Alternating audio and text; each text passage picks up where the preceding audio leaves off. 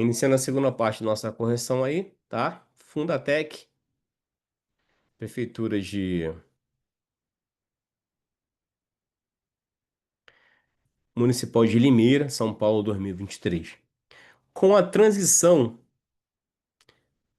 da aquisição e arquivo em filme, cópia impressa e armazenamento, para aquisição. Então, ele saiu de filme, armazenamento de filme, para uma aquisição de arquivamento digital, ou seja, armazenamento eletrônico.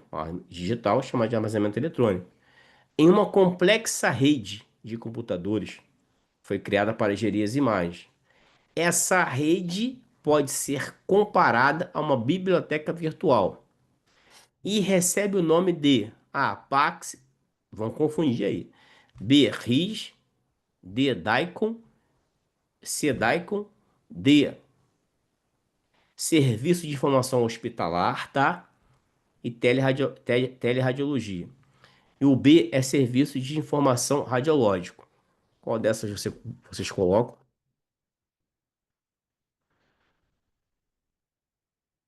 É isso aí, Stefano. Tem que colocar o que achar que tem que colocar ali. Não tem que ficar com dúvida, não. É isso aí.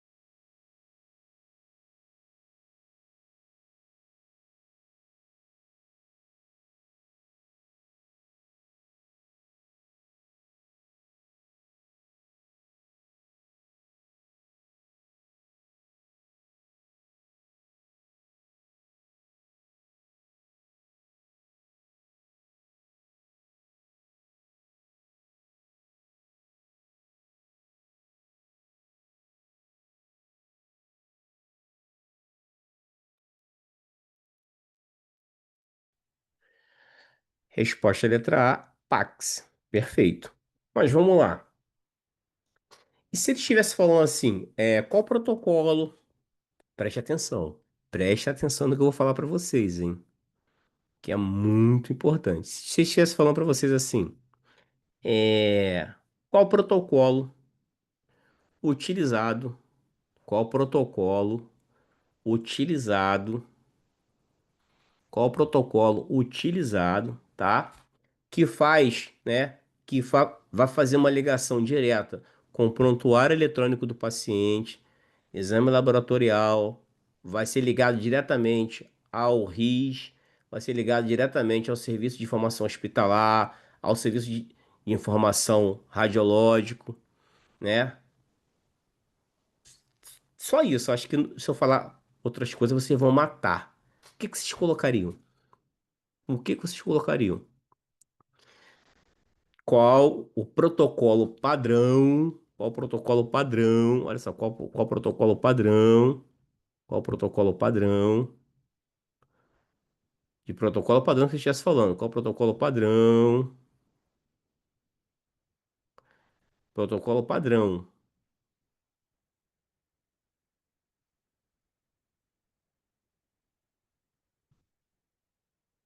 Você está falando de protocolo padrão que estivesse ligado, vinculado, né? Estivesse vinculado ao serviço de informação hospitalar, estivesse vinculado ao serviço de informação radiológica, estivesse ligado ao prontuário do paciente, estivesse ligado a informações administrativas e clínicas. O que que vocês colocariam aí? que vocês iriam colocar? Deixa eu só pegar o chat de vocês aqui. Diminuir um pouquinho o chat de vocês. Vou aumentar, mas vou minimizar esse chat de vocês aqui. Trazer o chat de vocês pra cá. Tá aparecendo uma tela preta aí, mas é o chat de vocês que tá. É o chat que tá aqui, tudo vai pra cá. Ah, sabia que todo mundo ia falar isso. Sabia. Sabia. Mas sabia que tá errado? Sabia que tá errado? Se eu falar para vocês que esse protocolo que está ligado à troca de informação administrativa e clínica, que está ligado ao serviço de informação hospitalar, que está ligado ao serviço de informação radiológico, como prontuário eletrônico, como, como se fosse o laudo, fosse fazer um laudo, né? Fosse fazer o laudo do paciente, fosse fazer o laudo do paciente. Ou seja, eu estou envolvendo dados do paciente de alta, de transferência, eu estou envolvendo solicitação de exames, eu estou resolvendo resultados laboratoriais, eu estou resolvendo prontuário eletrônico do paciente. É o protocolo HL7. Protocolo. Em algum momento eu falei imagem aqui? Em algum momento eu citei imagem? Em algum momento eu citei imagem para vocês? Falei de prontuário, solicitação de exame, resultado de exames, né? Ah, o mestre vai laudar, né? Vai laudar lá um, um exame da Dona Mariazinha. O médico vai pegar e vai laudar, ele vai salvar isso aí. Isso é um protocolo chamado protocolo HL7, tá? É o protocolo H. Em nenhum momento eu falei que eu falei em algum momento eu falei sobre imagem, arquivamento de imagem, salvamento de imagem. Falei que ele está linkando as imagens da tomografia, da ressonância, as imagens da ultrassonografia. Eu falei de imagem aqui? Em nenhum momento eu falei de imagem. Isso não caiu em prova ainda não, tá? Eu não falei que essa seria o médico fazendo uma solicitação no sistema pro... Isso não caiu ainda não. Se um dia cair, isso vai quebrar muita gente, tá? Isso vai quebrar muita gente. Vai quebrar muita gente, tá?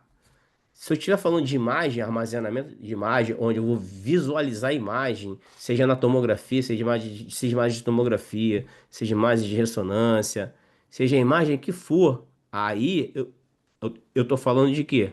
Aí eu tô falando de. Aí eu estaria falando de quê? Estaria falando de Daikon. Se não é isso que eu tô falando, esquece, tá? Se não é isso que eu tô falando, esquece. Existe esse outro protocolo que ainda não caiu em prova, não. Mas no dia que cair, vai quebrar assim meio mundo aí. Tô falando de o protocolo HL7.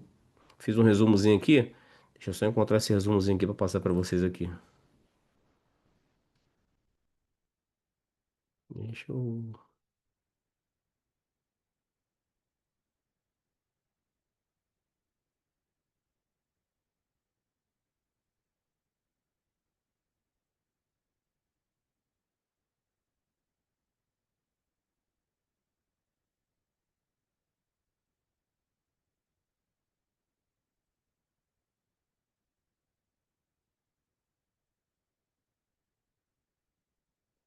PAX, o que que é o PAX? PAX é o quê? Uma organização sofisticada de hardware e software que pode conectar todas as modalidades. Concede digital, medicina nuclear, ultrassom, tomografia, ressonância, angiografia, entendeu? Ou seja, é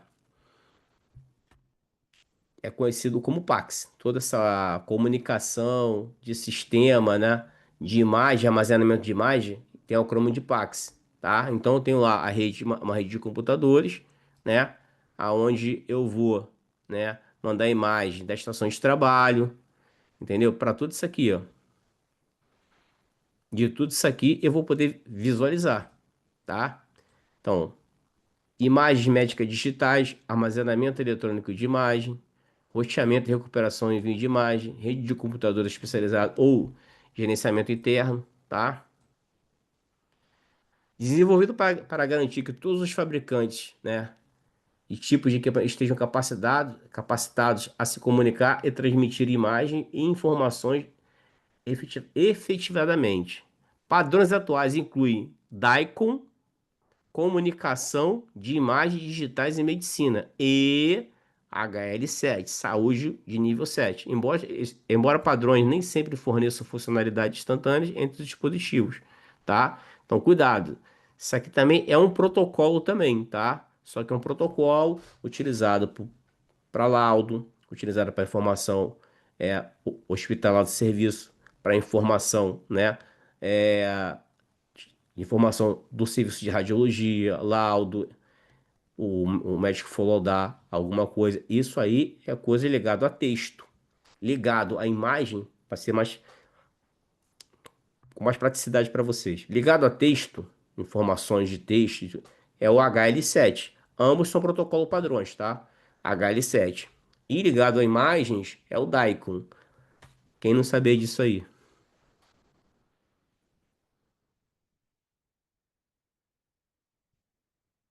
Ligado a texto, protocolo que é ligado a texto, que é ligado a prontuário do paciente, HL7. As imagens que a gente vai visualizar, elas são no formato DICOM. Os textos que vão ser descritos de laudo, armazenado, são de protocolo padrão HL7, tá? Isso aí é do Bom Trajet. E essa pergunta aí, ele copiou e colou do Bom Trajet. Foi assim, copiou e colou do Bom Trajet. Então, só estou precavendo vocês de seguinte, se caiu alguma coisa de HL7, vocês saberem o que que é HL7.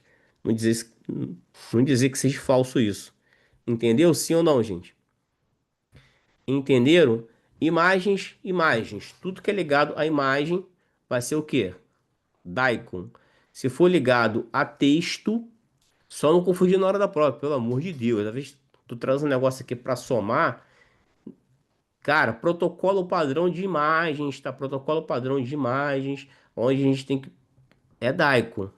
Um protocolo padrão de textos, o HL7, tá? Beleza? Show de bola? Sim ou não? Voltemos para nossa correção então, deixa eu encontrá-la aqui.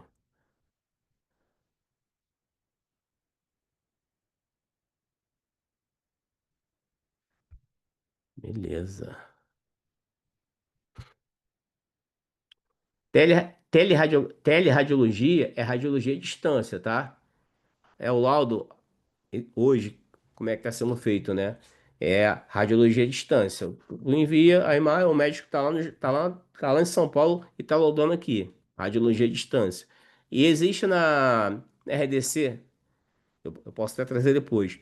Ela regulamenta a RDC 611, ela regulamenta como tem que ser o que a portaria não fazia, ela vem regulamentando e criando as normas de como tem que ser essa teleradiologia, tá? De como tem que ser realizado o exame móvel, hoje, o raio-x, né? Hoje, né? O raio-x home care, né? Lá na casa do paciente que o paciente não pode sair. Como é que tem que ser feitas essas imagens? A tela de onde vai ser analisada. Ele fala tudo isso lá na RDC 611. Um dia a gente pega aqui e destrincha. É só um artigo, é um artigo 70 e pouco. E ele vem destrinchando tudo como é que o funcionamento da teleradiologia. Beleza? Show de bola? Vamos lá então. Simbora lá então. Qual a alternativa a 2023? Esse aqui foi quando? 2023 também, pessoa de Limeira, 2023 no Grupo Hospitalar Conceição, né? De 2000, da região sul, né? O hospital administrado por eles. Qual alternativa abaixo não é um benefício para a instituição do PAX? Comunicação, arquivamento de sistemas de imagem em um serviço. O acrônimo de PAX. A letra A, auxílio na gestão do fluxo, diminuição do risco de perda de imagem, integração com dispositivos externos, não necessidade de paciente realizar apneia em exames tomográficos, padronizações de processo. Nossa senhora, não te dá nenhuma opção para tu errar, né? Esse que é o grande problema, né? Tenebroso, tenebroso. Uma pergunta tenebrosa essa daí, bem tenebrosa mesmo. É horripilante, cara. Porque, pô, cara. Com o Pax, o que você ganha com o Pax? Espaço físico não precisa mais. Tu não precisa mais daquele espaço físico que tinha, que chamava de arquivo, né? Onde você, porra, precisava de um espaço, né? Já tomava um espaço na clínica, no hospital, porque você tinha que arquivar todas as imagens. Com isso, você poderia perder imagens. Você hoje tem mais espaço. Diminui, hoje você não perde as imagens, porque as imagens ficam salvas, né, na nuvem, né, em um lugar onde você pode chegar lá, a qualquer momento chegar lá, eu quero pegar a imagem. Você vai lá, vai gravar no CD lá e vai entregar para o paciente. Então, só veio para beneficiar, só veio para somar isso aí, né? Mas tem hospital que não tem Pax ainda não, tá? Tem hospital que não tem Pax não, infelizmente, cara. 2025 ainda tem hospital que não tem Pax ainda. Então, ele auxilia na gestão do fluxo, diminui, acabei de falar, diminui o risco de perda de imagem. Quando a gente tinha um arquivo, era mais fácil perder uma imagem, que era coisa física. Então, diminui você perder essas imagens, né? Ela vai ser integrado com outros dispositivos externos. Realmente, a gente, porra, uma imagem que a gente tá no centro cirúrgico, a gente pode ver a imagem, entendeu? O médico tá lá em São Paulo, ele vai poder loadar essa imagem, tá? Vai padronizar os nossos processos. Agora, dizer que não é necessidade, né, de o paciente realizar a apneia, não tem, cara, não tem nada a ver com nada isso aí. Isso é uma, caraca, acho assim ridículo colocar uma opção dessa para, né, como resposta, né? Quando vem com o advento da radiologia digital, né? A radiologia digital ela é dividida em duas partes, tá, gente? É a radiologia digital direto e a radiologia digital indireto, tá? A radiologia digital indireta é o CR, tá? O CR é radiologia digital indireta. Eu vou ter um cassete, ali dentro eu vou ter um ecrã de fósforo, tá? De fósforo, onde eu vou ter uma imagem, vai se formar uma imagem ali, chamada também, tá? Cuidado. Aí, como é que a gente chama aquela imagem no filme radiográfico? Como é que a gente chama a imagem no filme radiográfico? Em que, antes de revelar qual é a imagem, qual é o nome dado àquela imagem antes de revelar? Latente. Só que na radiologia digital indireta, ou seja, a radiologia computadorizada, existe também, tá? O armazenamento daquela imagem ali, antes de ela ser processada na CR propriamente dita, ela recebe o nome, tá? Recebe o nome de imagem latente também, tá? Só toma cuidado com isso. A imagem latente ela é presente tanto em filmes, como ela é presente também na radiologia computadorizada. A diferença é que ele vai armazenar ali, depois ele vai digitalizar ela linha por linha, e você vai reaproveitar aquele cassete novamente, aquele ecrã de fósforo. E segundo o Biasone, na primeira edição, ele fala que você faz a limpeza dele a cada 500 exposições, ou quando aparecer artefatos naquele ecrã. Mentira, só tá escrito só. Tá 10 anos com o outro lá. Agora que a gente chama de plate, né? Aquela parte ali do receptor de imagem, a gente chama de plate, tá? A gente chama de plate, né? Plate, lâmina de imagem, tá? Tudo isso aí. Até hoje não trocou, mas tudo bem. Então, e no digital direto, a gente não precisa, a placa tá ali, a gente vai fazer um exame de mão. Quando a gente coloca a mão ali em cima ali, a gente vai lá, coloca a técnica, dá o X, a gente vê mais direto na tela do computador, na workstation da gente. Então, não existe imagem latente ali, só no revelação automática e somente aonde? No radiografia computadorizada, tá? Só nesses dois aí, tudo bem? É, Fatores de controle da imagem analógica: contraste, densidade, nitidez, distorção. O que controla a densidade ótica? Primariamente. O que controla a densidade ótica primariamente? O que controla a densidade ótica primariamente. E eu tô aqui quase morrendo de sono e vocês não respondem, né? Não é o KV não. O MAS, a densidade ótica, é o grau de enegrecimento da imagem processada. Ou outra definição para densidade ótica, tá? É a quantidade de negrume na imagem processada. São duas definições diferentes, tá? O que controla primariamente é o MAS. O que, O que que é o contraste? Amanhã eu vou até dar uma palhinha sobre contraste amanhã na mentoria, tá? O que que é o contraste? O contraste é a diferença de densidade ótica nas áreas adjacentes da minha imagem, segundo o Bontrager. Ou a definição do seguinte: é o meu contraste máximo, o meu preto, né? E o meu contraste mínimo, o meu branco da minha imagem processada, segundo Biasoli. E o que controla, né, o meu contraste? A quilovoltagem. Eu tenho a nitidez ou resolução espacial ou detalhe na minha imagem analógica, tá? Que é o detalhe, né, nas estruturas adjacentes da minha imagem. O que que controla a minha nitidez? Quais são os fatores que controlam a minha nitidez? Vão ser três fatores. Fatores geométricos, que são distância, foco-filme, maior distância foco-filme, menor distância objeto-filme e menor ponto focal. Então, o fator geométrico está ligado às distâncias, né, relacionadas ao paciente e ao anteparo, ao tamanho do foco e à distância entre o foco e o receptor de imagem. Há movimentos voluntários e movimentos involuntários. Então, movimentos voluntários são aqueles movimentos que a gente conversa com o paciente e o paciente, né, tenta manter o paciente paradinho.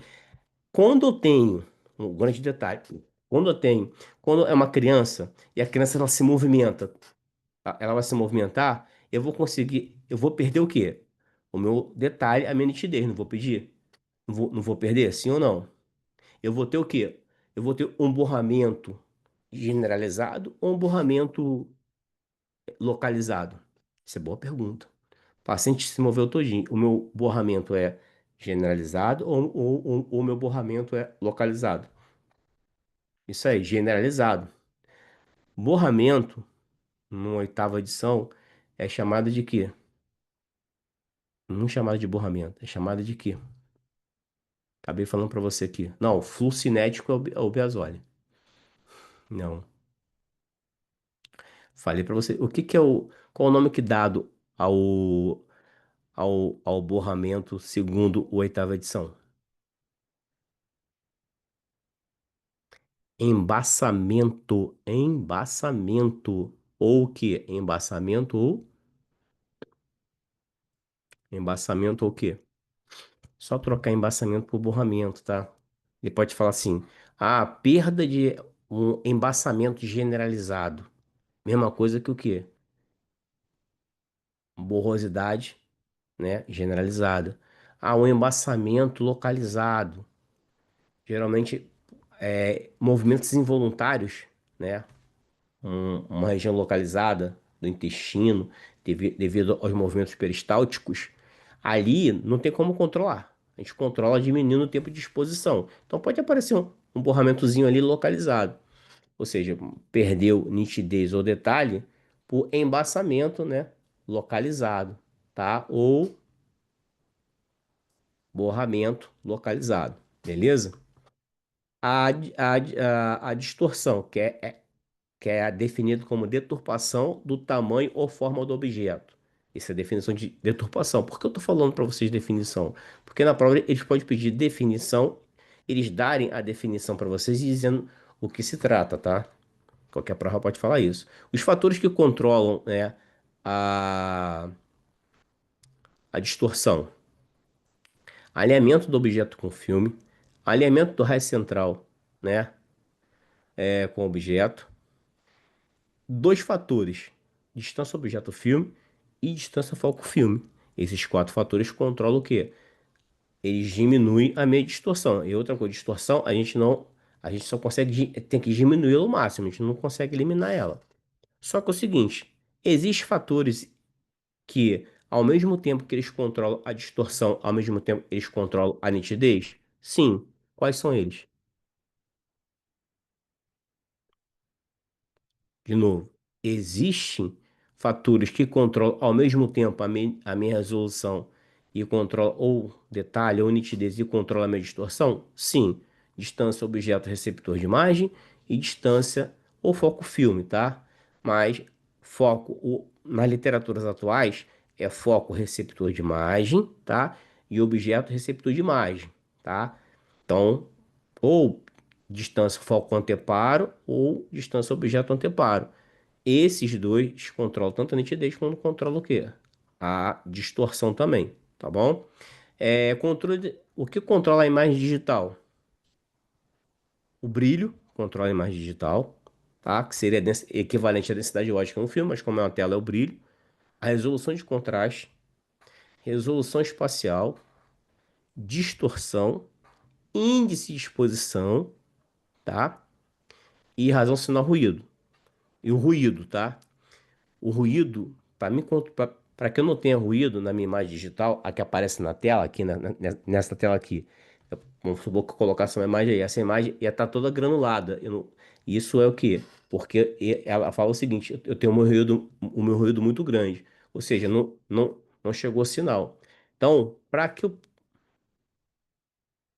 Sim, gente, sempre estou falando isso.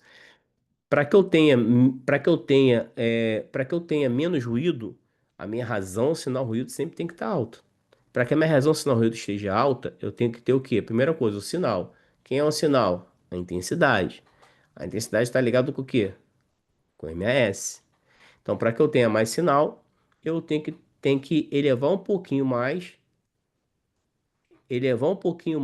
né, o meu MS, principalmente na radiologia computadorizada, no CR, ele eleva um pouquinho mais o meu MS para chegar uma quantidade boa de radiação. Essa quantidade de radiação que vai chegar é minha intensidade, que vai ser o meu sinal. Então, eu sempre tenho que trabalhar com a razão sinal ruído alta para que eu diminua o quê? O ruído da minha imagem. Beleza? Resumindo todo aquele capítulo de qualidade de imagem do bom Trager. Além disso, na densidade ótica também, além disso, para mim poder igualar densidades, eu posso usar filtros de compensação, né? Para poder igualar essas densidades. Eu tenho o filtro de Cunha, utilizado no AP da coluna dorsal, uma incidência axial da pelve, é usada também como radiografia de pé. Eu posso usar também um filtro, né? Para mim poder igualar a densidade ótica aqui do ombro, chamado de filtro de bumerangue, tá? Eu posso utilizar também um filme de coxo para exames de tórax, beleza? E ali também a gente pode falar também do efeito anóide também, né? Que a intensidade da radiação emitida pela extremidade do catodo, ela é maior do que a emitida pela extremidade do anodo, devido à própria absorção pelo ângulo do anodo. Aí é que tá. Eles fazem pegadinha. Por quê? Eles, ao invés de colocar pelo ângulo do anodo, eles colocam pelo ângulo do catodo. Extremamente errado. Cuidado que a prova que nós fizemos lá em Minas Gerais, eles colocaram assim, efeito catódio, aí entre parênteses, o efeito anódio, quais são os outros nomes que nós podemos chamar ele? Efeito talão, efeito rio, efeito calcanhar, correto? Sim ou não? Sim ou não? Como é que eles colocaram na prova? Eles colocaram a imagem do efeito anódio, colocaram a imagem do efeito anódio, aí perguntando assim, qual era o nome daquele efeito. Aí botaram efeito catódio, entre parênteses, botaram assim, rio. Aí a galera, porra, caiu, cara. A galera riu erradamente, né? Ah, não, rio, efeito rio, catódico rio. Mineiro, tudo saindo da prova, catódico rio, catódico rio, catódico rio. Nem viram as outras opções, né? Porque a letra B tava assim, efeito anódio. Era o nome. Eles quiseram enganar e conseguiram. Muita gente caiu. Não, não, é efeito catódico Rio. Nunca vi isso, né? É efeito anódio, né? Efeito talão, efeito Rio. Colocaram efeito catódico, aí entre parênteses Rio. É um topônimo, né? Ep- epônimo do efeito talão, do efeito anódio, efeito calcanhar. E a galera caiu. Só quero que você não caia nisso, não, tá? Vamos para outra aí. As quantidades diferentes de exposição das energias de radiação podem induzir determinados efeitos à saúde. O efeito para o qual não existe limiar de dose absorvida, não tem limiar de dose absorvida para sua ocorrência e cuja probabilidade de ocorrência, é uma função da dose. A gravidade desse efeito é independente da dose. Aí ele pergunta qual é o efeito. Efeito efetivo, efeito de exposição, efeito estocástico, efeito determinístico ou efeito equivalente? Galera, nem espera, já mete o dedão lá antes de eu acabar. Você nem precisa mais errar em prova, né, gente? Caiu umas três questões dessa daí na última prova, tá? E muita gente que errou.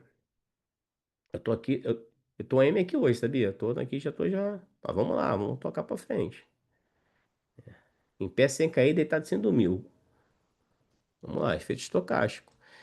Para ser efeito determinístico, eles têm que falar que tem. Para ser efeito determinístico, tá? Primeiramente, que esses efeitos são ligados à dose, tá? O efeito estocástico pode ser chamado também de ran- randômico, tá? Pode ser chamado também de que também? Alea- Aleatório, tá? O efeito determinístico pode ser chamado de não estocástico, pode ser chamado hoje, atualmente, tá? Tecidual, atualmente está mais chamado de tecidual, tá? Só para vocês terem uma noção. Se se ele tá falando para você, se ele viesse na pergunta falando que é um efeito que para ocorrer existe um limiar de dose, se você aumentar a dose, aumenta também o efeito também. Se você não atingir o limiar, ele não ocorre, porque ele está diretamente ligado à dose, seria o determinístico, não estocástico e tecidual, beleza? 2014, isso, olha 2015, que colocou aqui, ó. Os efeitos deterministas são causados. Letra A, por irradiação total ou localizada de um tecido, causando um grau de dano celular possível de reposição ou reparo, sem prejuízo detectável no funcionamento do órgão. Por irradiação total ou localizada de um tecido, causando um grau de morte celular não compensado pela reposição ou reparo, com prejuízo detectável no funcionamento do tecido ou órgão. Sempre por irradiação localizada de um tecido, causando um grau de dano celular possível de reposição ou reparo, sem prejuízo detectável no funcionamento do órgão, sempre por irradiação localizada de um tecido, causando um grau de dano celular possível de reposição ou reparo, sem prejuízo direto ao órgão. Sempre por radiação total localizada de um tecido, causando um grau de dano celular possível de reposição ou reparo, com prejuízo detectável no funcionamento do tecido ou órgão. Qual que vocês colocam aí? Uma resposta. Todo mundo já com Enter, só para dar o Enter. Vamos lá. Em pé sem cair, deitado sem dormir. O corpo que não vibra é um esqueleto que se arrasta, que vive olhando a vida enquanto o tempo passa. Perfeito. Muito bom, vocês estão bons, hein? Vocês estão bons, aprenderam bem. Professor, até o último homem. Não, hoje não. Hoje a gente vai até um pouquinho mais tarde, até o último homem, não, mas a gente vamos conseguir chegar às questões que eu quero corrigir hoje, tá?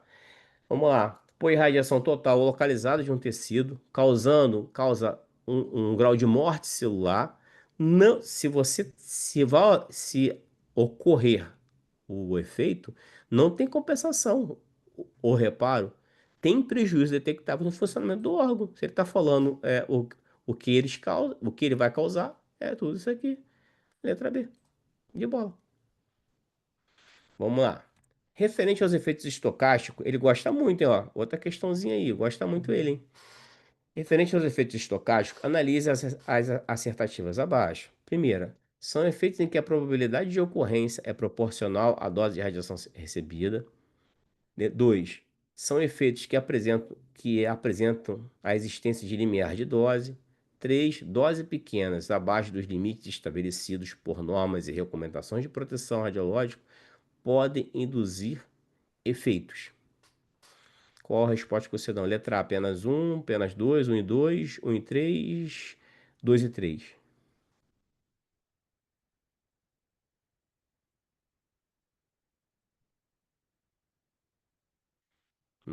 Vocês estão bom mesmo. Isso aí vocês não vão errar mais na prova. Isso aí já foi preocupação um dia, né? Um dia já foi preocupação. Sim, a 15B sim, positivo. Aqui, ó.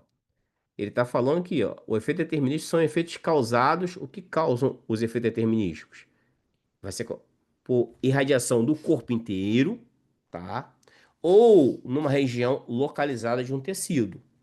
Só que quando ele ocorre, vai ter morte celular? Vai. Não tem. Se vai ocorrer o efeito, então não tem compensação, né? Ou o reparo e vai ter um prejuízo, sim, né?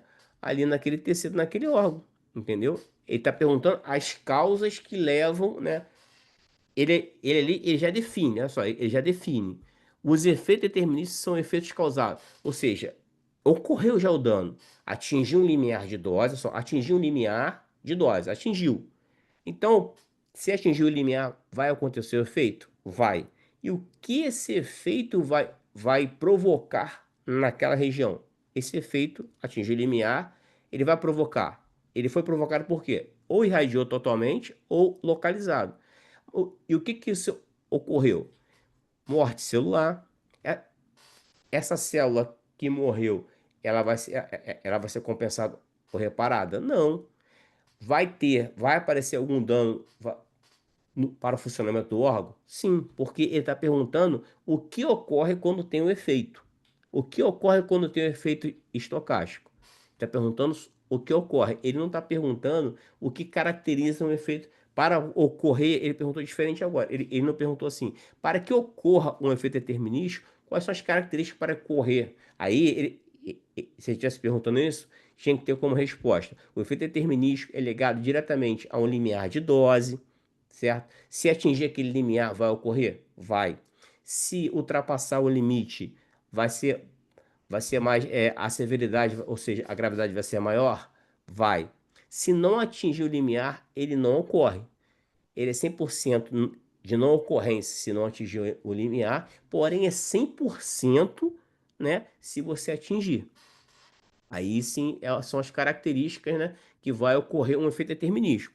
Na pergunta já ocorreu. E quais os danos que vai acontecer depois que ocorre esse efeito? Entendeu, Letícia? Sim ou não? Entendeu? Sim ou não? Entendeu? Feedback? Cadê, Letícia? Feedback? Beleza. Qual a resposta 16? Muito bom. Vamos analisar aqui, ó. São efeitos em que a probabilidade de ocorrência é proporcional à dose de radiação. Isso aqui é verdadeira, né? Super verdadeiro.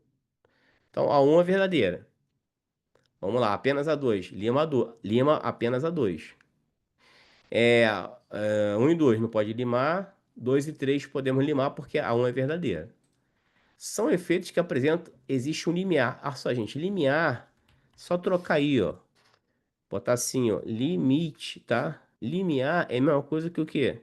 Mesma coisa que limite, tá? Ou seja, são efeitos que apresentam a existência de um limite de dose. Em vez de você usar a palavra limiar, que talvez fica difícil para vocês identificarem ou entenderem, é só trocar por limite. Então, são efeitos que apresentam a existência de um limite. Sim, tem que ter um limite. Se alcançar o limite, vai ocorrer? Vai. A minha pergunta é: isso aí tá ligado a que efeito? Determinístico, né? E não estocástico. Isso aqui é determinístico. A pergunta é por efeito determinístico? Determinístico. Paroxítono, pô. Isso aqui tá ligado ao efeito isso aqui tá ligado ao efeito determinístico. Então, aonde tiver dois, a gente vai limar, ó. Tem dois aqui, a gente lima, porque esse é falso. Ele tá perguntando sobre o efeito o quê? Estocástico. Não tá perguntando sobre o efeito determinístico. Para o efeito que apresenta o limiar é o determinístico. O estocástico, que é a pergunta, é uma probabilidade de ocorrência, entendeu? Que não tem limiar de dose, porém, ele aumenta com o aumento da dose. Isso são características para a ocorrência de um efeito estocástico, beleza? Eu vou até qual questão? Não sei, não sei ainda não. Eu vou ver. Acho que talvez até a 20. 1 e 3, letra D. Deixa eu tirar aqui. Som aí, tem som ligado aí. Vamos lá.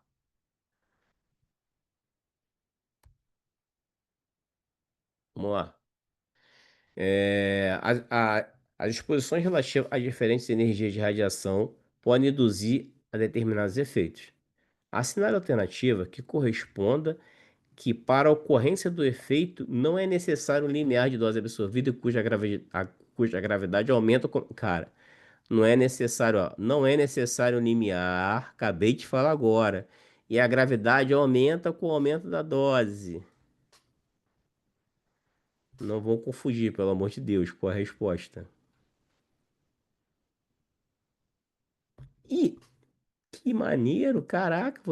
Não, agora todo mundo responde, vamos ver se todo mundo vai responder, só pra me ficar arrepiado, gente. Vamos lá. Quase 10h30 da noite no sabadão desse aí. Pô, caraca, muito show de bola.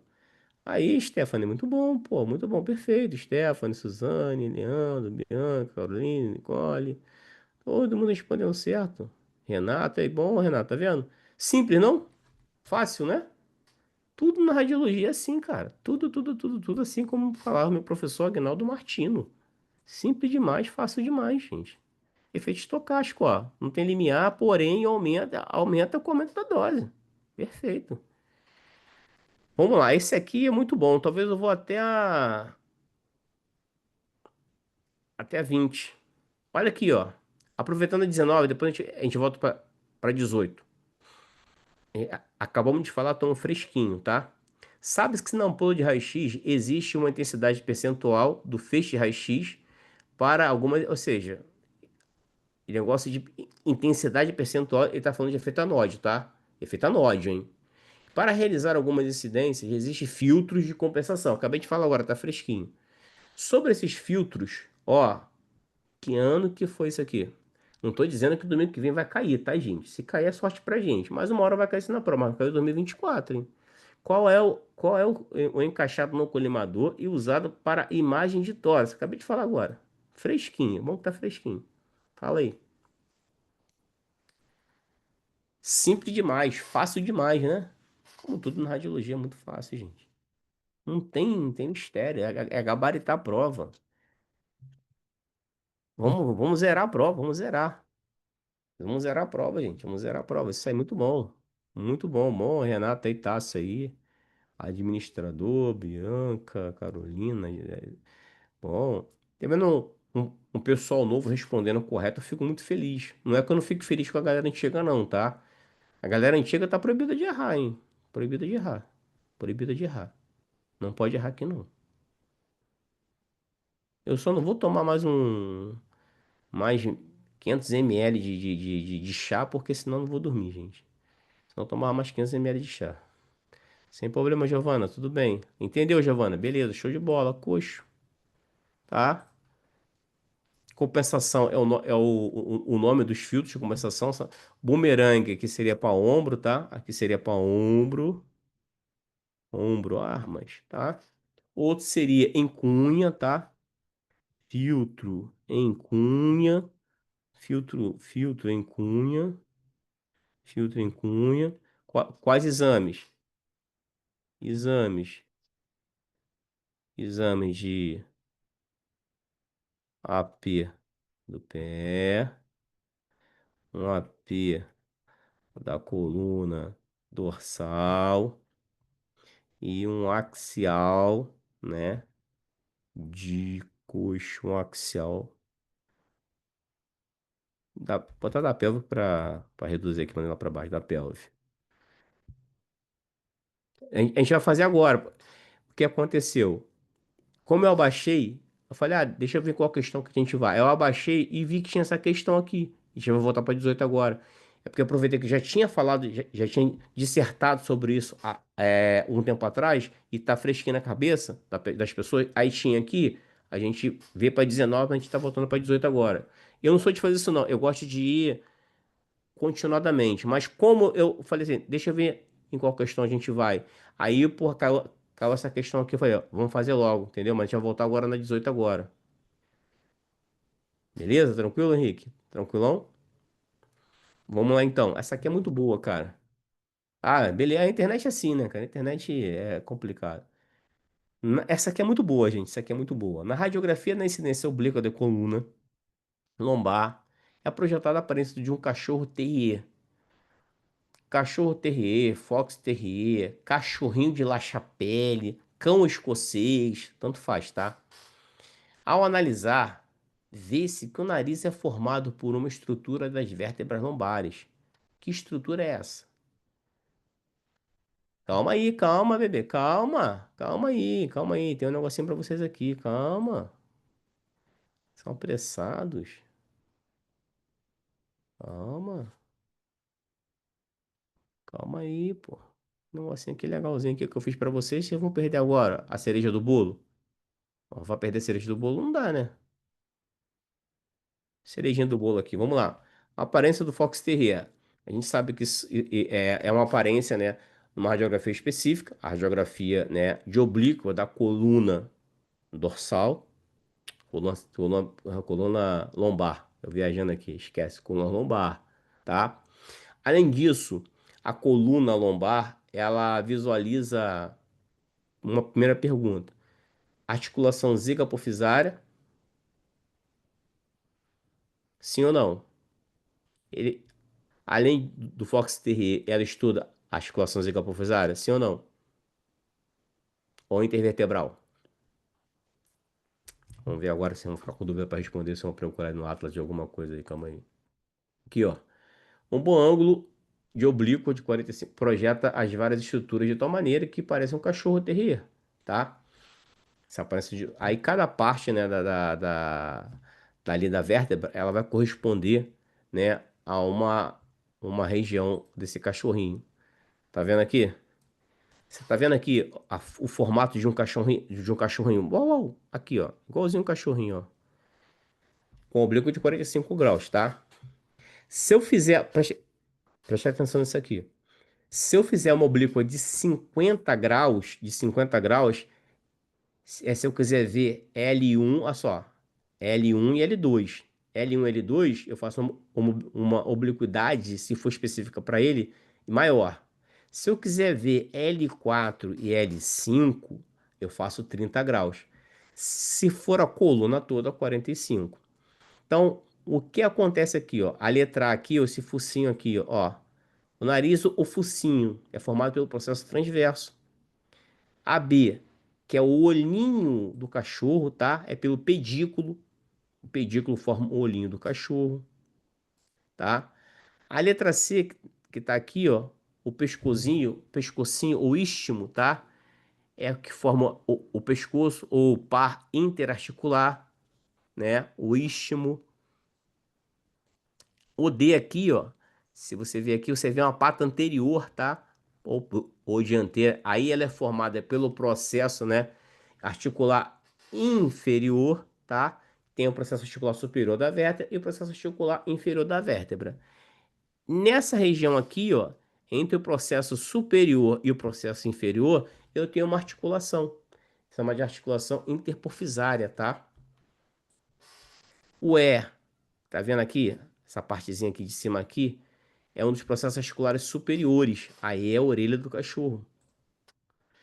Aí o que eu acabei de falar agora. Aqui embaixo, ó, aqui embaixo aqui, ó, eu, eu vejo aqui embaixo aqui, ó, o processo articular superior de L4, ó, 5, 4, 3, 2, 1.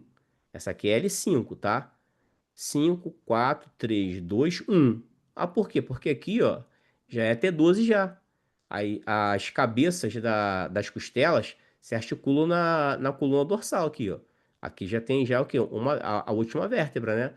Se articulando aqui. Então aqui tem o L1, L2, L3, L4, L5. Então aqui, esse E aqui ó, é o processo articular, né, de L4, né, se articulando, a articulação, o processo articular superior de L4, se articulando essa vértebra aqui, que a gente está vendo aqui, é L3. E o processo articular de L3 se articulando com o processo inferior de L3 se articulando com o processo superior de L4. Aqui ele forma uma articulação, chamada de articulação interpofisária, tá? Nas oblíquas, a gente, de coluna lombar, a gente vê a articulação interpofisária, tá? Olha aqui mais bonitinho agora aqui, ó. Destacando para vocês aqui, eu posso ter aqui, ó, todo aqui, ó, focinho, processo transverso, o pedículo, né? É o olhinho. Isso aqui, ó, que é o istmo ou o par interarticular, é o pescoço. Quando aqui aparece uma imagem radioluzente, chamado de coleiro do cachorro, quando aqui radiograficamente tem uma imagem radioluzente, a gente fala que tem uma patologia ali. Qual a patologia que tem quando aparece a coleira do cachorro? Existe uma patologia que aquilo ali vai aparecer uma imagem pretinha, radioluzente ali. Aquela vértebra ali tá com, ela tá com uma patologia. Qual a patologia que ela tá ali? Qual a patologia que ela está, gente? Fala pra mim. Fala que é espondilolise. Espondilolise é quando eu não tenho espondilolise. Não, espondilolise. Não, espondilolise. Equilosante ou coluna de bambu, ela começa a acometer na sacroiliaca e vem subindo. Ela começa a acometer a articulação sacroiliaca, ela há uma fusão, né? E vem de baixo para cima. Isso é espondilite anquilosante. Quando isso aqui, ou seja, quando eu não tenho o fechamento, né? Ali entre o meu pedículo e minha lâmina da coluna, ou seja, o processo articular ele não está fechado, né? Eu tenho um problema ali interarticular ali, do fechamento ali da vértebra, entre o meu pedículo e minha lâmina. E o não fechamento dela ali eu chamo de espondilolise. Espondilolise. Só que essa vértebra, se não tiver fechado, o corpo da vértebra, ela não pode sofrer uma protusão? Ela não pode sofrer uma protusão? O que é uma protusão? Seria o quê? O deslocamento anterior. Quando eu faço aqui com o meu queixo assim, ó, minha região metoníana foi para frente, ó. Protusão. A vértebra, ela pode ir para frente. O corpo da vértebra pode. Quando o corpo da vértebra ela vai para frente, tem um escorregamento anterior, aí é chamado de quê? Espondilolistese. Então, o deslocamento anterior dessa vértebra é chamado de espondilolistese. Entendeu? Sim ou não? Quem falou espondilolise? Ou quem falou espondilite anquilosante? Entendeu? Sim ou não? Beleza. E quem falou espondilite anquilosante? Entendeu? Perfeito. Eu posso dizer a você o seguinte: se eu tiver um problema interarticular da vértebra ali, onde eu não tenho o fechamento dela ali, entre meu pedículo e minha lâmina ali, eu tenho uma espondilolise. Eu posso dizer o seguinte: que uma espondilolise, o não fechamento, pode ocorrer um deslocamento anterior do meu corpo vertebral? Posso dizer isso? Sim ou não? Posso dizer? Posso dizer sim ou não? Posso dizer, não posso? Pode dizer. Então, eu posso dizer que a espondilolise pode levar o quê? A espondilolistese. Tá? Por quê? Eu não tenho o fechamento, não está fechado, não está fechado. O que acontece? Eu posso ter um deslocamento anterior. Se eu tivesse deslocamento anterior da vértebra ou uma protusão, aí eu vou ter um negócio chamado de espondilolistese. Beleza? Simples, não? Depois de um dia todo cansado de falar isso ainda, hein? Só aqui mesmo, tá? Aí aqui, ó. Isso aqui é muito importante também, tá? Pontos de reparo, tá? Ó, ponta do processo tifoide, T9 e T10. Alessandro, isso aí não tem nada a ver, não. Isso aqui caiu na nossa prova prática, tá? Quem for fazer a prova de Minas, isso aqui caiu na prova prática, tá? Prova prática teórica, isso aqui caiu, tá? Ó, ponto do processo tifoide, T9 e T10. Margem costal inferior vai corresponder a L2 e L3. Crista ilíaca, L4, L5. Espinha ilíaca antero-superior vai corresponder a S1, S2. E a síntese pública bem aqui embaixo, tá bom? Outra coisa bem importante, olha aqui, eu tenho duas imagens. A imagem à esquerda de vocês e uma imagem à direita de vocês. Pergunto, a imagem à esquerda de vocês é que posicionamento? A imagem à esquerda de vocês é que posicionamento? Da tela de vocês é que posicionamento? É que posicionamento? Vamos lá, gente, pra gente correr com isso. Eu gosto de fazer esse resumozinho pra gente poder corrigir a questão, pra vocês entenderem a questão. Eu tô contextualizando a questão que tá lá. Só que eu vou um pouquinho mais, já falando várias coisas aqui só através do cachorro. E a imagem à direita de vocês é um perfil, né, de coluna lombar. As oblíquas de coluna lombares, tá? A gente vamos estudar as articulações interapofisárias, ou seja, é uma articulação feita, que vai acontecer entre o processo articular inferior junto com o processo articular superior da vértebra. Aqui, ó. Esse aqui que está acontecendo ali, ó. Onde está marcado ali, ó. Aqui, ó. Processo inferior e superior de uma vértebra, tá? Formado pelos processos articulares superior e inferior e são classificados como sinoviais, tá?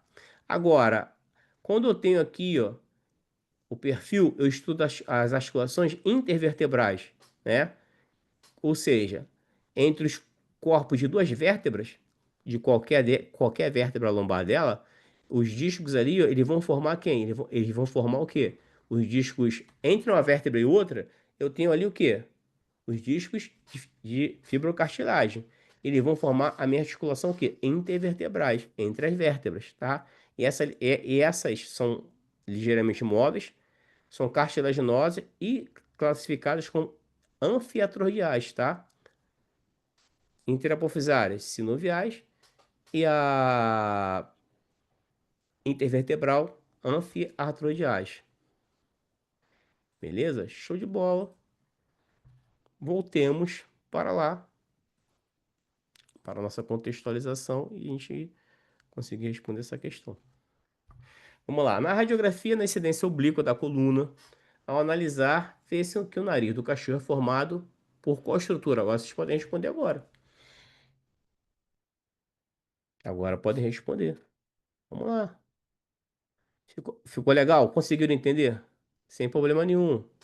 Relaxa. Muito bom. Processo aqui.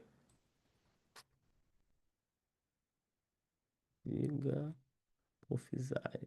Processo transverso. Muito bom. O processo articular superior é a orelhinha do cachorro, né? A articulação zigopofisária é o pescoço do cachorro. O processo articular inferior é a patinha do cachorro, tá? O pedículo é o olho do cachorro, tá? Então tudo aqui, ó. Orelhinha, percursozinho, articular inferior, patinha e o pedículo, o olho, beleza? Fechamos só pra gente encerrar, vamos nessa aqui. Dá pra fazer essa aqui só pra gente encerrar? Vamos lá, só nessa daqui pra gente encerrar, pô, rapidinho. Pode ser? Sim ou não? Tem que encerrar nessa daqui, pô. Amanhã é domingo, amanhã, pá. Eu também tô baleado, mas olho, como é que tá o vermelho? Mas tô atento aqui, ó. Vamos lá, ó. Gente, eu vou te falar. Caraca, cara, assim. Na minha época, eu queria que tivesse estudos assim, cara. Sinceridade, na minha época, eu queria que tivesse estudos assim. Que eu, porra, aqui, caraca, porra. Vamos lá. De acordo com as responsabilidades profissionais contidas no Código de Ética dos Profissionais, na plataforma, acho que é a aula 5, tá? É a aula 5 na plataforma. Calma. É a aula 5 na plataforma de Código de Ética, tá? Vamos lá. Via o verdadeiro. No desempenho, vai ter resultado, pode ficar tranquilo. No desempenho de suas funções profissionais, somente executar técnicas radiológicas, radioterápicas, nuclear e industrial mediante requisição. Assumir civil e penalmente responsabilidade por atos profissionais danosos ao cliente e paciente, né, a que tenha dado causa de imperícia, imprudência, negligência ou omissão. Assumir a responsabilidade profissional de seus atos, primando sempre a boa qualidade do seu trabalho. Qual a questão que vocês marcam aí?